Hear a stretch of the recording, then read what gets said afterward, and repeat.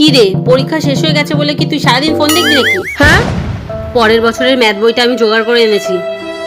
উফ। বেশি না ফোন দেখে ওই বইটা প্র্যাকটিস কর দে। ও মামা, জানো আমার দুটো চোখ কি লাফাচ্ছে আজকে। চোখ লাফাচ্ছে? বলেছি ফোন দেখিস না, দেখিস না। উফ। দেখ আরো দেখ। কি রে, এই অবেলায় শুয়ে আছিস কেন? মা, আমার মাথাটা না খুব ব্যথা করছে। সারাদিন ফোন নিয়ে ঘাট, আরো বুঝবি ঠেলাটা।